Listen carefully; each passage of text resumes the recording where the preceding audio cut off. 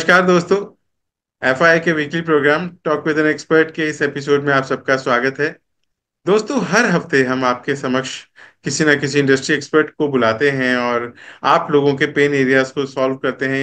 तो हमारा main motive ये है कि भारत के एमएसएमई को सर्व करना, उनकी नॉलेज को एनहांस करना और उनके पेन एरियाज का सॉल्यूशन देना। तो अलग अलग एरिया के अलग अलग एक्सपर्ट्स, इंडस्ट्री एक्सपर्ट्स को हम आपकी आपकी क्वेरीज के अकॉर्डिंग हम अलग अलग इंडस्ट्री एक्सपर्ट्स को बुलाते हैं, अपने प्रोग्राम में इनवाइट करते हैं आप लोगों के लिए। और आज हम बात करने वाले हैं टूरिज्म की। पहले भी हम टूरिज्म के ऊपर बहुत एपिसोड कर चुके हैं, लेकिन आज हमारे साथ जो टूरिज्म के सब्जेक्ट पर इंडस्ट्री एक्सपर्ट जुड़े हैं वो है मिस्टर उदित ऋषि। सबसे पहले मैं उनकी इंट्रोडक्शन से पहले मैं आपका स्वागत करना चाहूंगा। उदित जी, आपका हमारे इस प्रोग्राम में बहुत बहुत स्वागत है। Thank you so much Sanjeev ji. तो दोस्तों, उदित जी टूरिज्म में जुड़े हैं एक डिफरेंट कॉन्सेप्ट के साथ, जिसमें कि जैसे हमारे भारत में एक कहावत है, अतिथि देवो भव। उदित जी उस अभियान को प्रमोट कर रहे हैं। फॉरेनर्स को इंडिया में फैसिलिटेट करना, उनको इंडिया टूरिज्म प्रमोट करना और उनको इंडिया घुमाना और उनको इंडिया के ट्रेडिशंस के साथ जोड़ना, ये आपका काम है। और साथ ही आप वॉलेंटरली आप एलिफेंट्स के ऊपर भी प्रोजेक्ट पे काम कर रहे हैं। अब वो हम जानेंगे कि वो क्या काम कर रहे हैं। तो आगे हम उदित जी से जानेंगे कि वो एलिफेंट प्रोजेक्ट्स पे क्या काम कर रहे हैं as a volunteer, as a Indian. तो क्योंकि हम सब प्रोफेशनली तो करते ही हैं, लेकिन बहुत से ऐसे कम लोग हैं जो प्रोफेशन के साथ साथ देश सेवा में जुड़े हैं। तो उदित ऋषि जी उनमें से एक हैं, जो देश सेवा को सामने रखते हुए आगे बढ़ रहे हैं और अतिथि देवो भव को प्रमोट कर रहे हैं। तो उदित जी, सबसे पहले मैं आपसे गुजारिश करूंगा, प्रोग्राम की शुरुआत करने से पहले आप अपने बारे में, अपनी इस जर्नी के बारे में कुछ हमारे दर्शकों को बताएं कि आप बिल्कुल। का ट्रेवल इंडस्ट्री में बहुत सारे लोग हैं, लेकिन आपकी ये जो जर्नी है, आपका ये पैशन और प्रोफेशन की जर्नी के बारे में आप हमारे दर्शकों को बताएं। Thank you so much Sanjeev ji. बहुत अच्छा अवसर है इस इस प्लेटफॉर्म पे आके और एमएसएमईज को एंकरेज करना और टूरिज्म से रिलेटेड डिस्कशन करना। मेरा इंटरेस्ट टूरिज्म में एकदम स्कूल के बाद से ही जुड़ गया था। एंड मैंने डिसाइड किया कि मैं टूरिज्म में ही अपनी स्टडीज को परस्यू करूंगा और उसी में उससे ही रिलेटेड इंडस्ट्री में कुछ काम करूंगा। सो ये जर्नी शुरू हुई थी 2017 में। एंड 2017 में मैंने एक इंटर्नशिप ज्वाइन करी जो कि बहुत अपने में ही एक अद्भुत चीज थी। इंडिया में वॉकिंग टूर्स की इंट्रोडक्शन।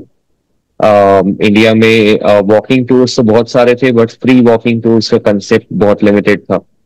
तो वो एक ऐसा कंसेप्ट था जिसपे मैंने फर्स्ट टाइम 2017 में अपनी इंटर्नशिप करी थी। और एकदम उसी के ही कुछ महीनों बाद 2018 से मैं ग्रुप टूर्स को गाइड करने में मैंने जॉब शुरू करी। अब ये ग्रुप टूर्स हमारी जनरल गोल्डन ट्रायंगल वाली डेस्टिनेशंस पे तो जरूर जाते थे, बट यहाँ पे एक ट्विस्ट था। वो ट्विस्ट ये था कि हम टूरिज्म के साथ साथ वॉलंटियरिंग को कैसे डाल सकते हैं। मतलब कि ट्रैवल तो कर रहे हैं but at the same time जिस कम्युनिटी में जा रहे हैं या जिस जगह को जा रहे हैं उसको पॉजिटिवली कैसे इम्पैक्ट दे सकते हैं, क्या वो तरीका है। बहुत सारे डिफरेंट तरीके हैं बट उनमें से एक जो हमने अपनाया था वो था एक एलिफेंट रेस्क्यू और स्लॉथ बेयर रेस्क्यू प्रोजेक्ट है जिसका नाम वाइल्ड लाइफ एसओएस है, जो कि आगरा में स्थित है। इनकी और भी बहुत सारी सेंचुरीज हैं इंडिया में और दिल्ली में भी उनका बहुत बड़ा शेल्टर है, दिल्ली और गुड़गांव में भी। तो इनसे हमारा परिचय हुआ था 2018 में और हम वहाँ पे अपने टूरिस्ट को ले जाके हम वॉलंटियर करते थे। वहाँ पे बहुत कुछ सीखने को मिलता था क्योंकि आज से पहले हमने हमेशा हाथी देखे हैं हमने बहुत बार आज से 15 या 20 साल पहले सड़कों पे भालू भी देखे हैं। बट अब वो चीजें धीरे धीरे कम हो गई हैं। अब आपको हाथी इतने नहीं दिखते नॉर्थ इंडिया में। वो भालू का नाच होता था सड़कों पे, वो भी नहीं दिखता। तो ये संस्था ने, वाइल्ड लाइफ एसओएस ने इन सब जानवरों को रेस्क्यू किया जो कि डिस्ट्रेस में थे, जो कि बहुत स्ट्रेसफुल सिचुएशन में थे, और इनको एक अच्छा एक होम दिया। सो हम उस प्रोजेक्ट पे जाके इंडिया की वाइल्ड लाइफ को और अच्छे से जान पाते थे कि क्या चैलेंजेस हैं, कैसे हम वाइल्ड लाइफ को प्रिजर्व कर सकते हैं, कॉन्जर्व कर सकते हैं, and at the same time किस तरीके से इस मैसेज को एक ग्लोबल प्लेटफॉर्म पे पहुंचा सकते हैं कि ज्यादा से ज्यादा टूरिस्ट को पता लग सके कि जितनी भी जितने भी टूरिज्म ऐसे एक्टिविटीज हैं जिसमें हम वाइल्ड लाइफ को कम से कम इन्वॉल्व कर सकें, जिससे एक बहुत अच्छा गैप भी बन सके, लोग एजुकेट भी हो सके, और एट द सेम टाइम कोई एनिमल डिस्ट्रेस सिचुएशन में भी ना। तो ये वो एक प्रोजेक्ट था जिसमें सन 2018 से लेके अभी तक मैं बहुत दिलचस्पी रखता हूँ। हम हमेशा अपने टूर्स पे अपने गेस्ट को वहां लेके जाते हैं। भले ही वो एक दिन की विजिट हो, ओरिएंटेशन हो, या फिर मल्टी डे वॉलंटियरिंग हो, हम वो सारी चीजें भी अपने गेस्ट को ऑफर करते हैं। सो एक बहुत अद्भुत एक्सपीरियंस है ये अपने में, वॉलंटी कम्युनिटी के साथ जुड़ना, लोगों को जानना, और वाइल्ड लाइफ को अच्छे से बहुत करीबी से जानना। अ, इस तरीके से मुझे एक टूरिज्म का एक नया पहलू पता लगा, एक नया चीज पता लगी कि आप वॉलंटियर भी कर सकते हैं ट्रैवल के साथ साथ। सो 2018 से लेके 2023, 2024 और अब इस इंडस्ट्री में बहुत डेवलपमेंट्स हो गई हैं। आप बहुत तरीके से अपनी कम्युनिटीज को सपोर्ट कर सकते हैं, जैसे कि आप लोकल आर्टिजन्स को, जो ऐसी क्राफ्ट्स हैं, ऐसी टेक्सटाइल्स हैं जो अब मार्केट में कम हो गई हैं because of various new introductions, तो वो ऐसी टेक्निक्स हैं जो आज भी गांव में है। तो एज अ डोमेस्टिक टूरिस्ट और एज एन इंटरनेशनल टूरिस्ट, ये एक बहुत अच्छा तरीका था लोगों को इंट्रोड्यूस कराने का कि हमारे भारत में कितनी तरीके की क्राफ्ट्स हैं, कितनी तरीके के टेक्सटाइल्स हैं जो कि अभी भी प्रेजेंट है। सो 2000, हाँ, तो इस तरीके से मेरी जर्नी रही, और अब हम इस इसी इसी बेस पे टूरिज्म को आगे प्रमोट कर रहे हैं। सो पिछले 3 सालों में डोमेस्टिक टूरिज्म में बहुत अच्छा ग्रोथ आया है, जिसमें बहुत सारी गवर्नमेंट पॉलिसीज की इंट्रोडक्शन से विलेजेस, ऐसे विलेजेस जो इंडिया में बहुत यूनिक है, जो हमें भी नहीं पता थे कि एग्जिस्ट करते हैं, उन विलेजेस को अवार्ड्स मिले गए, उन विलेजेस को रिकॉग्नाइजेशन मिली गई, और उससे ओवरऑल डोमेस्टिक टूरिज्म की डेवलपमेंट को बहुत ग्रोथ मिली है। अतिथि देवो भव को एक नई डेफिनेशन मिली है, incredible India, unity in diversity, इन सब टर्म्स को एक फ्रेश न्यू लुक मिल गई है कि इंडिया इज नॉट जस्ट कि हमारे पास world one of the world's wonder है, और हमारे पास बहुत सारे nature related eastern Ghat, western Ghats, north south east west बहुत एक्सपीरियंस है। बट इसको एनहांस करने के लिए मिनिस्ट्री ऑफ टूरिज्म ने जो लास्ट कुछ सालों में जो बहुत अच्छे स्टेप्स लिए हैं, इंफ्रास्ट्रक्चर डेवलपमेंट हुआ है, तो उससे डोमेस्टिक टूरिज्म को बहुत हेल्प हो रही है। um, yeah. जी। अब ये आपकी जर्नी और आपने जो टूरिज्म के बारे में बताया, वाइल्ड एसओएस के बारे में बताया, इसके बारे में आगे और जानेंगे। तो अब हम अपना क्वेश्चन आंसर्स का सेशन स्टार्ट करते हैं। तो जो सबसे पहला क्वेश्चन आता है टूरिज्म को लेकर, आप जैसे अतिथि देवो भव को आप प्रमोट कर रहे हैं और आप उस पर बहुत पर्सनली अपना वर्किंग कर रहे हैं, बहुत गहराई के साथ डीपली जुड़े हुए हैं आप इसमें। तो ये बताएं कि टूरिज्म में ऐसे क्या क्या चैलेंजेस हैं, क्योंकि जब फॉरेनर्स आते हैं इंडिया में, उनको इंडिया में बुलाना सबसे पहली बात, और फिर इंडिया में उनको सर्व करना, उनके माहौल के अकॉर्डिंग इंडिया के ट्रेडिशन से उनको इंट्रोड्यूस कराना, बहुत सारे राइट, राइट। चैलेंजेस हैं। कहीं फूड का चैलेंज है, कहीं आपका हॉस्पिटैलिटी में या रहने में, कहीं ना कहीं हर जगह चैलेंज आता होगा। तो ऐसे क्या क्या चैलेंजेस आते हैं आपको और आप कैसे उसका सॉल्यूशन करते हैं? राइट। तो हमारा एक सबसे बड़ा जो लैंग्वेज बैरियर हमें लगता है वो लैंग्वेज बैरियर आ जाता है। पूरे विश्व में बहुत इंग्लिश को ही बहुत अलग अलग तरीके, बहुत अलग अलग एक्सेंट्स में बोला जाता है। तो हम्म। हमारा एक ये हमारी एक रिस्पॉन्सिबिलिटी बनती है एज टूर ऑपरेटर्स और एज ट्रैवल गाइड्स कि हम अपने आप को पूरा अपडेटेड रखें कि वर्ल्ड ग्लोबली कैसे क्या लैंग्वेज ट्रेंड्स हैं। आजकल बहुत सारे ऐसे इंडिविजुअल्स हैं जिन्होंने बहुत अच्छी प्रोफिशिएंसी पे वर्क किया है लैंग्वेजेस में, Spanish, German, French, Italian. So last last एक एक शतक में, like sorry, last one decade में बहुत ग्रोथ हुई है लैंग्वेज रिलेटेड। तो ये एक बैरियर था जो कि अब धीरे धीरे सॉल्व हो चुका है with people learning more and more languages and getting a good proficiency in particular language। तो इससे हम गेस्ट के साथ वन ऑन वन बहुत ट्रांसपेरेंटली बात कर पाते हैं उनकी लैंग्वेज में, और उससे एक बहुत अच्छा कंफर्ट लेवल गेस्ट को मिल पाता है जब वो कंट्री में आते हैं पहले दिन, पहली बार। उसके अलावा hospitality related and infrastructure related भी बहुत डेवलपमेंट्स हमें देखने को मिली हैं। प्रॉपर साइनेजेस हर जगह लग गए हैं, बहुत मॉन्यूमेंट्स को प्रॉपरली टॉयलेट्स इंस्टॉल किए गए हैं, and proper science, proper security, ticketing system, ये सब कुछ इंस्टॉल किया गया है।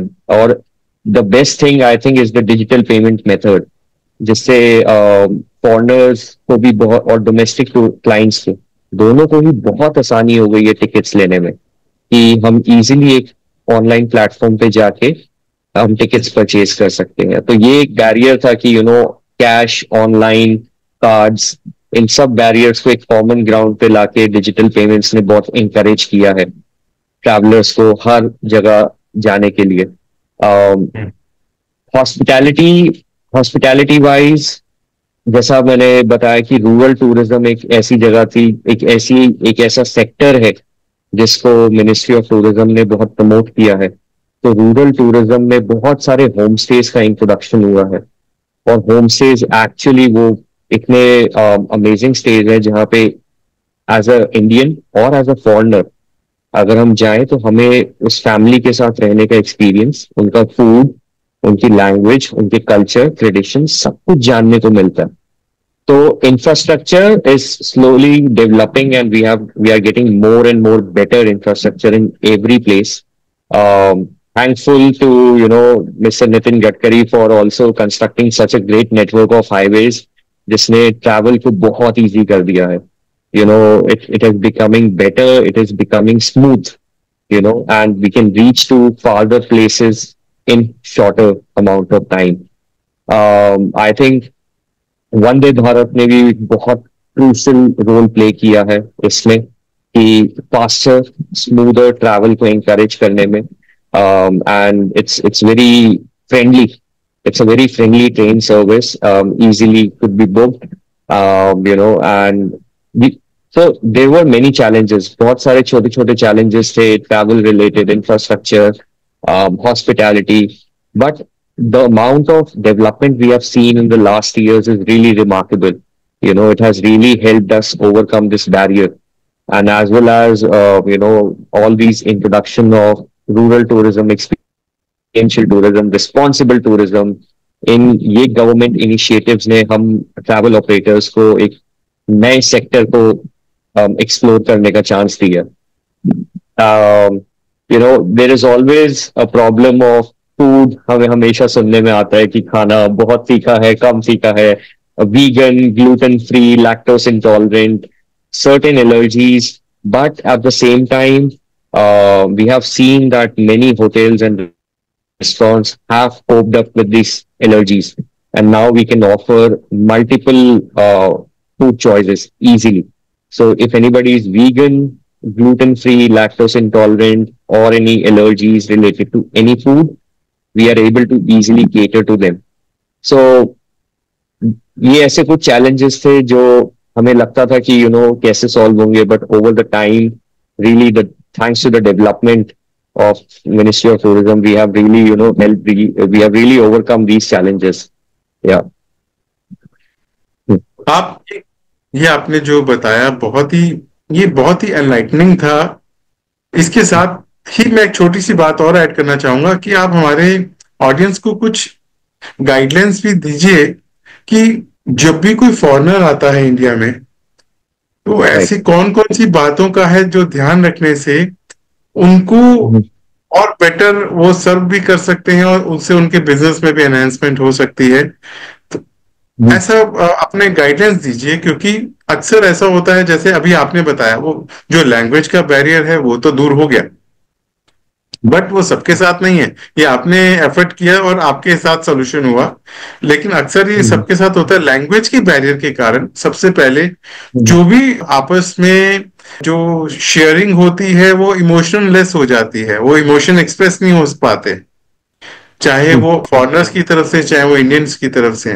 जो भी होता है 50% वो भाषा बोलते हैं जो समझ नहीं आती, और 50% एक्सप्रेशन से काम होता है, जो कि 10 या 20% ही वो समझ पाते होंगे, लेकिन उसमें ही काम Mhm. चलाते हैं और उसपे काफी चीजें बस वो पेशेंटली मैनेज कर लेते हैं, बट वो 100% वाली बात नहीं होती है। और Right.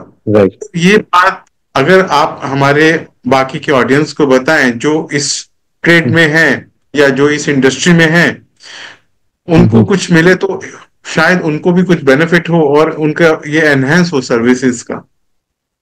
Right. लैंग्वेज बैरियर हमेशा से एक ऐसी चीज है जो अगर हमें भी लगे कि अगर हम भी साउथ इंडिया जा रहे हैं और हमें मलयालम नहीं आती, तो हमारे लिए भी एक वो लैंग्वेज बैरियर हो सकता है। तो ये एक बहुत ऐसी चीज है जिसको हमें कंसिडर करना चाहिए। एंड हम्म। बहुत छोटे छोटे इनिशिएटिव्स अगर हम ले तो वी कुड इजिली ओवरकम। क्योंकि what I have personally experience की एक ट्रांसपेरेंसी और एक क्लियर कम्युनिकेशन दोनों बहुत क्रूशियल पॉइंट्स हैं। Transparency in terms of what we are offering to our clients, and then communicating the same thing in a proper hmm. manner, whether it's digitally, whether it's through a documentation or verbally, वो बहुत clear होना चाहिए। um, so the first process is जो हमारी on ground team है। So कोई भी ऐसी न्यू कंपनी जो टूरिज्म में आई है, and whether they are offering to domestic or international clients, it becomes very important कि हम अपनी on ground team, guides, drivers, escorts, इन लोगों को we should really help them enhance their speaking and communication skills. So इसके लिए हम उनको जैसे हमें ऐसा लगता है कि ड्राइवर्स को बैरियर होता, लैंग्वेज बैरियर आता होगा फॉरेनर से बात करने में, but at the same time अगर हम उनको छोटे छोटे इंट्रोडक्शंस दें regarding to English language, that how to have basic communication, maybe that is one of those points where a lot of development can happen. मैंने खुद भी देखा है, many drivers have taken their own personal initiatives and they speak wonderful English, to be honest, but really many people are, मतलब बहुत लोगों को इससे encouragement मिलता है कि वो अपने गेस्ट के साथ बहुत क्लियरली बात कर पाते हैं। उनको कहीं भी जाना होता है, कहीं भी रुकना होता है, तो it becomes very easier. So it's like a home feeling जो वो डेवलप कर पाते हैं विद द गेस्ट। तो first point is to have a proper on ground team that speaks well, communicates well, and plus they should be able to really understand the consumer as well, you know जो हमारा consumer है वो अपना जताना क्या चाह रहा है, वो बताना क्या चाह रहा है, क्या प्रॉब्लम्स हैं जो हम फेस कर सकते हैं, या it is as simple as it could be a problem that we are driving on a highway and maybe we are not able to find a toilet stop and it is far away, so we cannot stop anywhere with the client. It needs to be a proper stop. So ऐसी छोटी छोटी situations हैं जो अगर हम proper training दें अपनी on ground team को तो ये solve हो सकती हैं। Secondly, transparency plays a very big role. International और domestic tourism में जो भी services जो हमने promise करी है guest को, we have to really make sure कि हम वो services as said deliver कर पाए, जिससे the guest really feels that they are really getting what they have been paid for, क्या सर्विस के लिए उन्होंने पे किया है. um, and plus, for new startups it's a really good option to hire such individuals जो multi language बात कर जो मल्टीलिंगुअल है. Spanish, French, German, Russian, Italian, I mean, the list goes on and on. So it's a really good thing कि we people as startups or new MSMEs, अगर वो अपना sector expand करना चाहें, तो they have this really good option to hire people who are multilingual. So that can help them to expand their horizons and also to tap a new market of any particular language or continent they would like. Yeah. और अभी हमारे जो respected प्रधानमंत्री श्री नरेंद्र मोदी जी ने initiative लिया tourism को लेकर, जो जैसे कि टूरिस्ट प्लेसेस उन्होंने डेवलप की, अयोध्या का मंदिर भी उनमें से एक है, जिसमें हमारा ट्रेडिशन, हमारे इमोशंस जुड़े हैं और साथ ही टूरिज्म भी जुड़ा है. उसके अलावा जो गुजरात में सरदार वल्लभ भाई पटेल का मूर्ति बनाया. तो ऐसे जो इनिशिएटिव लिए जा रहे हैं, इससे कितना फर्क पड़ा है हमारी इंडस्ट्री को, ट्रेवल इंडस्ट्री को? तो ऐसे न्यू इनिशिएटिव से डेफिनेटली एक नया सेक्टर, एक नया लोकेशन ओपन अप हो जाता है. एंड उससे वो लोकेशन ही नहीं, पर उसके आसपास की भी ओवरऑल डेवलपमेंट में एक बहुत क्रूशियल रोल प्ले करता है. सो अयोध्या में राम मंदिर के कंस्ट्रक्शन से वहाँ का ओवरऑल टूरिस्ट सेक्टर, वहाँ का कम्युनिटी, वहाँ का transportation, train system, flights, hotels भी बहुत जल्द, we are expecting that very soon we will have multiple hotels working, in Ayodhya. So इससे एक एक ऐसी लोकेशन जिसको जो अनटैप्ड थी, उसको पूरा डेवलपमेंट का चांस मिला है.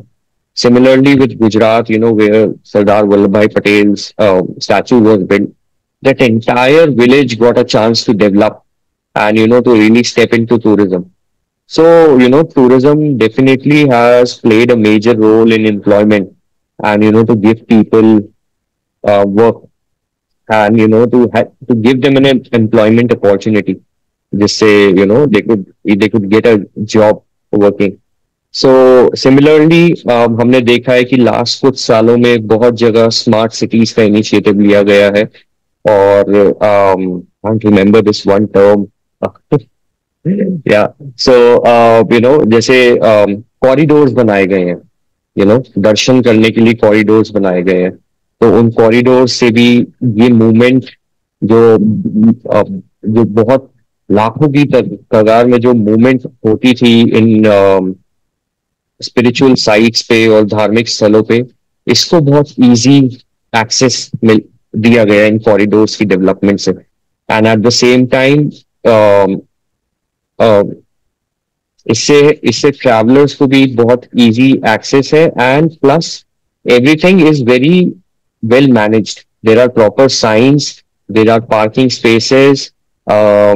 इफ समबडी इज डिसेबल्ड, उनके लिए disabled friendly means of communication, ramps, elevators, escalators, सब कुछ डेवलप किया गया. So that has really helped people to have a very easy access to these places. And and with the introduction of such with the introduction of this one scheme that is awarding the best villages of India.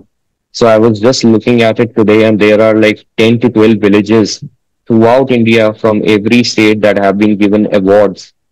So, it's going to really boost tourism, but not just tourism, but, the feeling of Atithi Devo Bhava.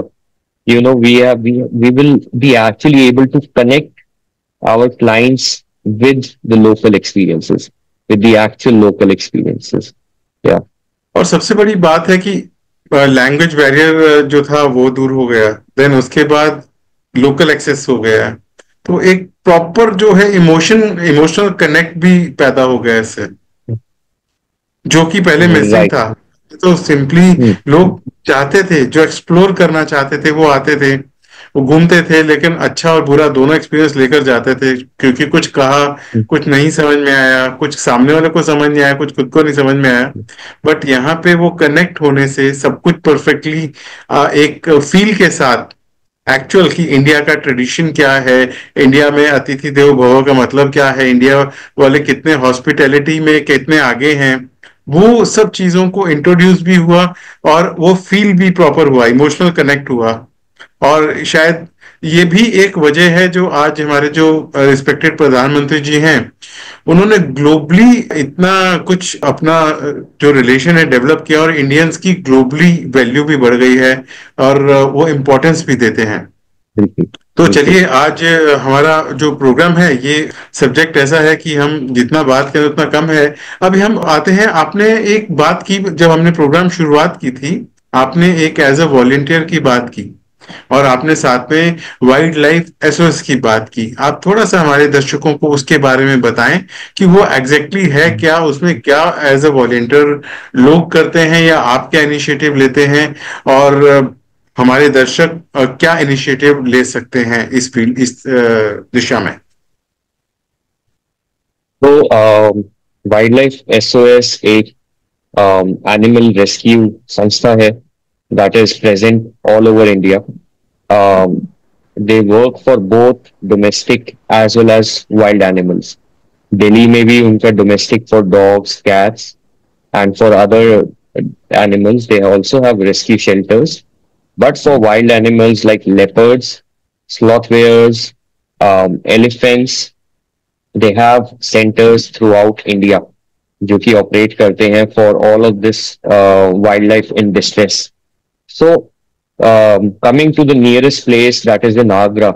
So, Agra mein there are two centers, which is one of them is Agra Bear Rescue Facility, जो कि सूर सरोवर bird sanctuary के भीतर with in located है.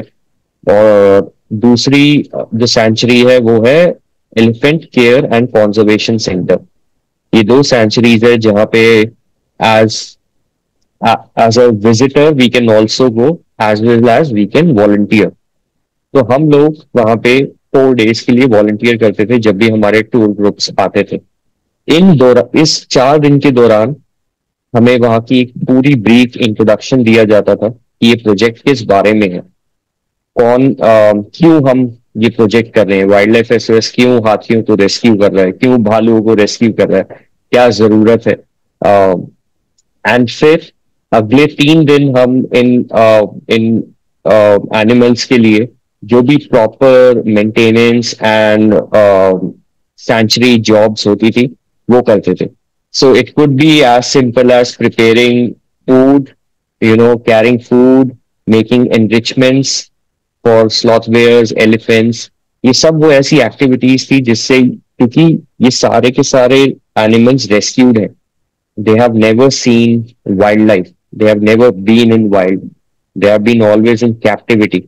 So जब एक animal captivity में होता है तो the behavior is very different, and you need to treat the animal just like a small baby you have in your arms. So so coming down कि हमें क्या benefit है, what do we learn, क्या हमें मिलता है वहां जाने से.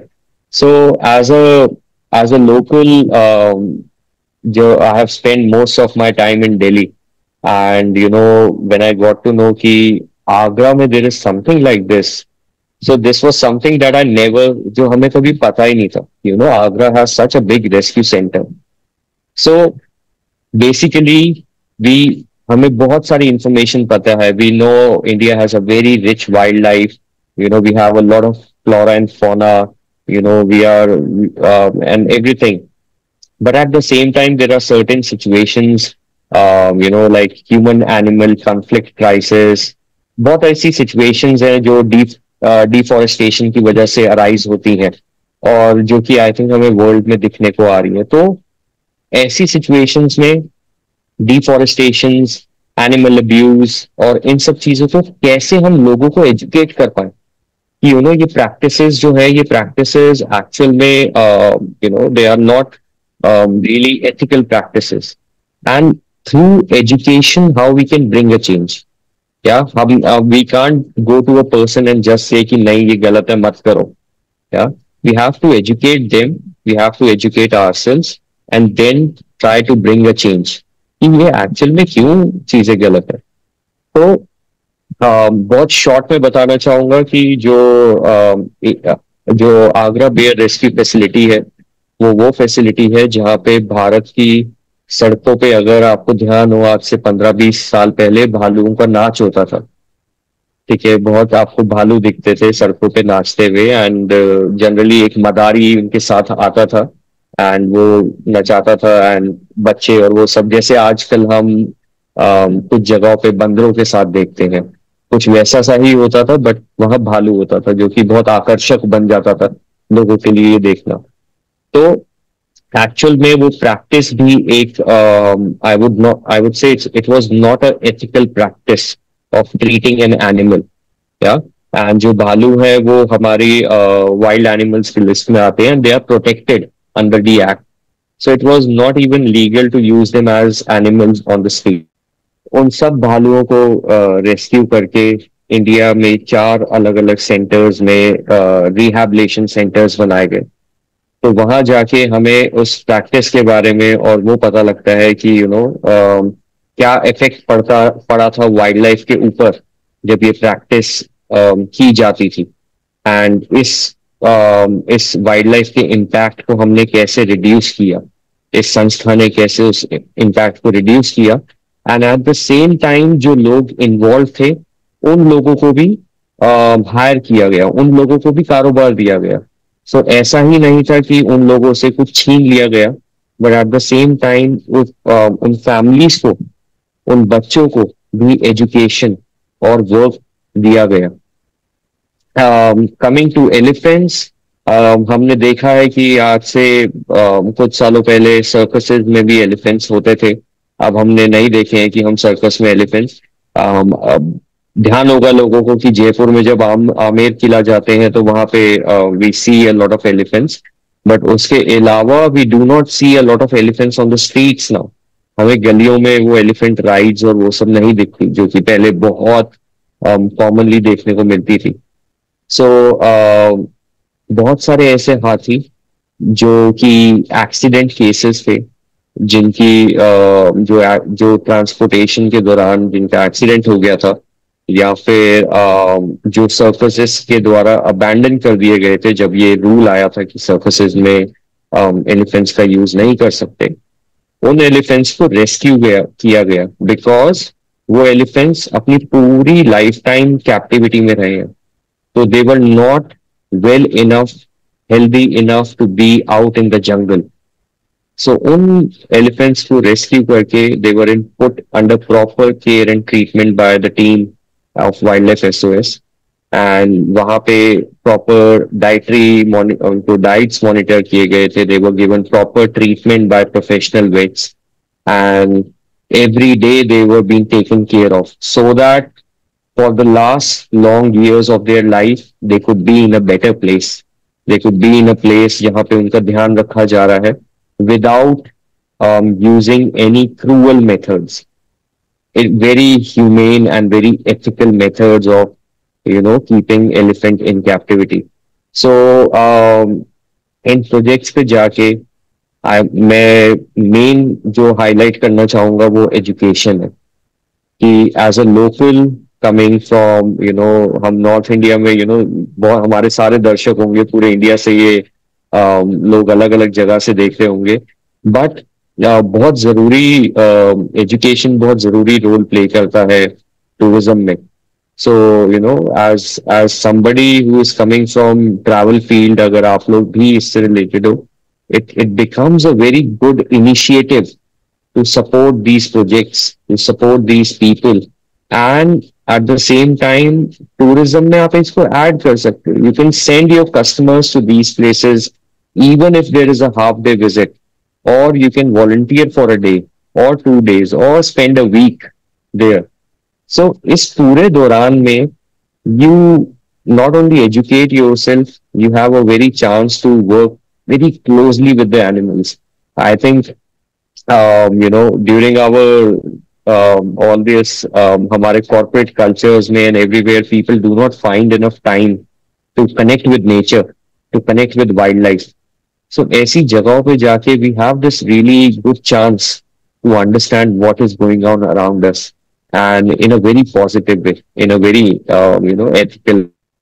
So मैं खुद I every time I go to Agra, I try to be there to see, to understand more and more that how how the wildlife situation in India is really improving, what all efforts are being done, who all are the people behind the driving force who are trying to make this happen, and also the Uttar Pradesh Forest Department and all the government bodies have really helped these people to set up these initiatives.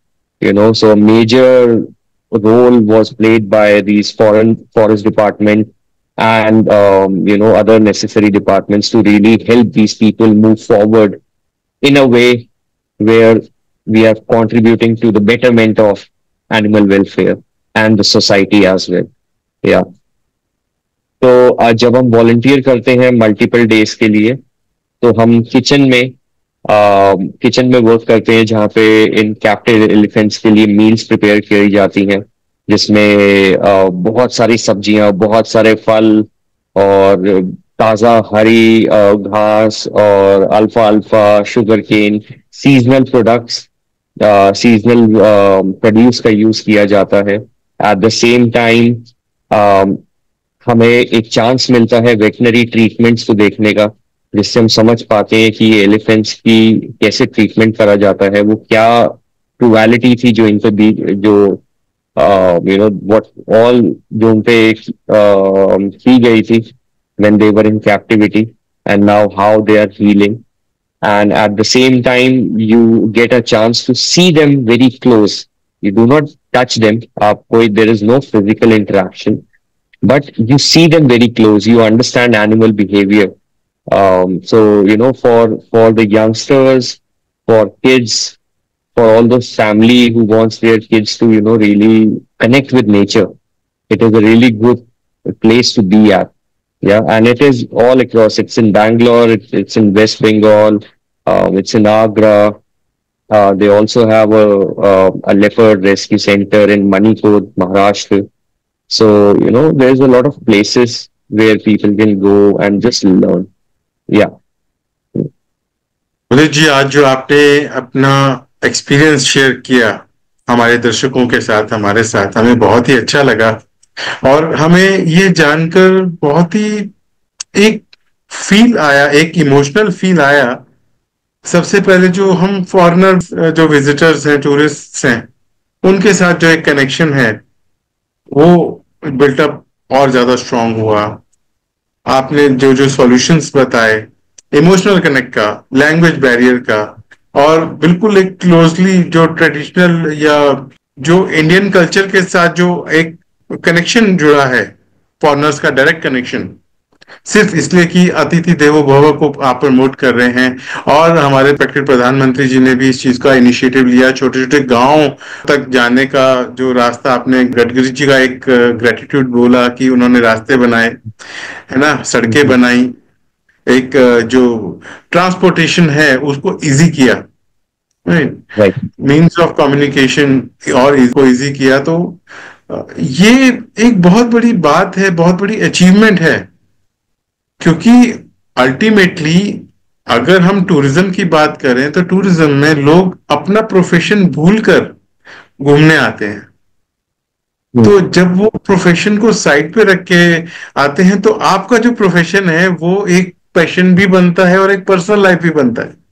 तो सबका एक emotional connect होता है, जो कि real life में सबसे ज्यादा जरूरी होता है, जिसकी एक इम्पोर्टेंस होती है. तो और उसके बाद आपने जो एक दूसरी बहुत ही इंपॉर्टेंट बात हमारे से शेयर की, वो वाइल्ड लाइफ की बात की आपने. वाइल्ड लाइफ एसओएस की बात की, जैसे रेस्क्यू एलिफेंट और भालू के रेस्क्यू की बात की। एक मतलब जानवरों के साथ भी एक कनेक्ट बना, इमोशनल कनेक्ट बना, उनकी डाइटरी के लिए, उनको उनकी पूरी केयर करने के लिए, मतलब हर चीज में एक इमोशन जुड़ा है। तो ये एक बहुत ही, मैं कहूंगा ये गॉड गिफ्ट है जो आपको मिला है। और आप तो एक यंग एंटरप्रेन्योर हैं, एक पैशन के साथ आप आगे बढ़ रहे हैं। तो आज प्रोग्राम हमें समय अलाउ नहीं कर रहा कि हम प्रोग्राम को और आगे इसमें और क्वेश्चंस करें। क्वेश्चंस तो बहुत सारे हैं, तो हम और एक एपिसोड भी करेंगे। लेकिन आज प्रोग्राम को कंक्लूड करने के लिए मैं आपसे एक निवेदन करूंगा कि आप हमारे जो यंग एंटरप्रेन्योर हैं, या वो लोग जो यंग एंटरप्रेन्योर जो अपकमिंग आने वाले हैं, जो अपना प्रोफेशन बनाना चाहते हैं पैशन के साथ, उनको आप क्या मैसेज देना चाहेंगे? उनके लिए आई थिंक जो मेरी तरफ से इंकरेजमेंट है, और जो मैंने खुद फील्ड में टाइम स्पेंड करके सीखा है, कि भले ही वो इंटरनेशनल टूरिस्ट है या वो डोमेस्टिक टूरिस्ट है, वो लोग अपना हार्ड अर्न मनी, अपना ट्रस्ट, अपना टाइम, वो सब हमारे ऊपर इन्वेस्ट करते हैं, हम ट्रैवल एंटरप्रेन्योर्स के ऊपर, ताकि हम उन्हें ऐसे एक्सपीरियंसेस दे सकें, ऐसी जगह ले जा सके, ऐसी चीजों से इंट्रोड्यूस करा सके जो उनको एक एक एक अलग एक एक बहुत अच्छा, क्योंकि आपने बताया कि वो लोग अपना अपनी जॉब्स और अपना कॉर्पोरेट और अपनी प्रोफेशनल लाइफ पीछे छोड़ के they are coming to spend leisure time, या they want to spend some quality time with their families, they want to get out and connect to nature. तो इसलिए मैं बोलना चाहूंगा कि जितने भी नए ट्रैवल एजेंट्स हैं, ट्रैवल गाइड्स हैं, टूर गाइड्स हैं, फैसिलिटेटर्स हैं, हमें खुद बहुत ट्रैवल करना चाहिए, ताकि हम खुद इस इनिशिएटिव अतिथि देवो भवो का इनिशिएटिव समझ सके, हम इस इनिशिएटिव को अपने गेस्ट तक एकदम हार्ट टू हार्ट पहुंचा सके, कि उनको कहीं भी ऐसा ना लगे, उनको एकदम ऐसा लगे कि we are just like local friends to them, who are taking them to places जहाँ पे वो खुद नहीं जा सकते। So as people, as budding entrepreneurs, it's really important to be out in the field. It's really important to have a knowledge of some community development, some ethical projects, some responsible tourism initiatives that adds a value to your companies, that will add a value to your work. Yeah. And then, ultimately curating such beautiful experiences, offbeat experiences, where people can forget, where people can really forget that, they are, coming from their corporate lives, and, they can be in a place even for its 2 nights. But हमने देखा है कि 2 nights में people find such amazing memories, such amazing moments that they forever remember. And it is our hard work, it is our responsibility to, give them such curated experiences all the time. So, I think इसके साथ मैं ये conclude करना चाहूंगा, and definitely हमें जब भी next chance मिलता है, we will definitely discuss a lot more things that what travel entrepreneurs can come up with, and जिससे वो सोसाइटी में इम्पैक्ट क्रिएट कर सकते हो। या thank you Udit ji, thank you आज के लिए। और इसी के साथ आज मैं दर्शकों को ये बताना चाहूंगा कि आज उदित जी के साथ बात करके हमें एक इमोशनल कनेक्ट हुआ फॉरेनर्स के साथ, और हमारे जो एनिमल्स के साथ। दोनों ही जगह हम एक, हमारा एक सॉफ्ट कॉर्नर है जो हम कनेक्टेड हैं।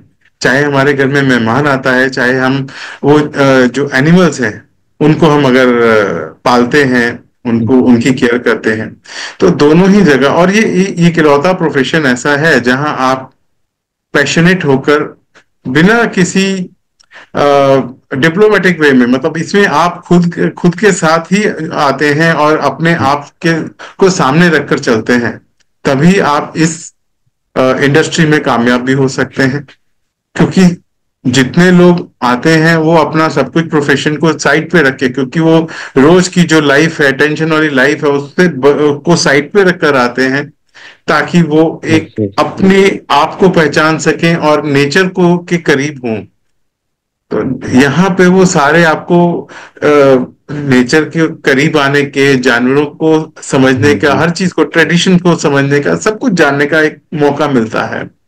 तो ये एक बहुत अच्छी यस। अपॉर्चुनिटी है, जो मैं यंग एंटरप्रेन्योर्स को बोलूंगा कि आज उनके लिए बहुत ही इंपॉर्टेंट एपिसोड है। और हम एक और एपिसोड भी करेंगे जिसमें हम आगे अपॉर्चुनिटीज की बात करेंगे कि इसमें और क्या क्या नई अपकमिंग अपॉर्चुनिटीज हैं टूरिज्म इंडस्ट्री में।